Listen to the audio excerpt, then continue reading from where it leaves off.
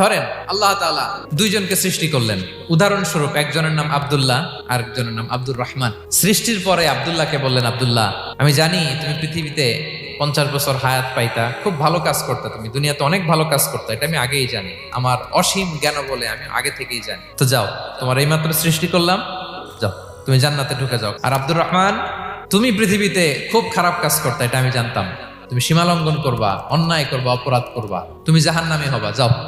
যেহেতু আমি জানি পরীক্ষার আর দরকার নেই, তোমারে জাহান্নাম দিয়ে দিলাম, যাও ঢুকে যাও। সে বলবে, আল্লাহ এই মাত্র আমারে বানাইলেন, সৃষ্টি করেই বলতেছেন তুমি জাহান্নামে যাও, আর বলতেছেন আমি জানি দুনিয়াতে পাঠালে তুমি খারাপ কাজ করবা, তুমি জাহান্নামী হবা, পাঠানোর আর কি দরকার, আগে থেকেই জাহান্নামে যাও। আল্লাহ আপনি জানলে জানতে পারেন, আমি তো জানি না, ঠিক কিনা বলেন? সে বলবে, না আল্লাহ আপনি ভুল বলতেছেন, এই দুনিয়াতে পাঠাইলে আমি খুব ভালো কাজ করতাম, এজন্য আল্লাহ তাআলা পরীক্ষার আয়োজন করেছেন, যাতে করে তুমি জেনে যাও যে পৃথিবীতে তুমি কি করেছো।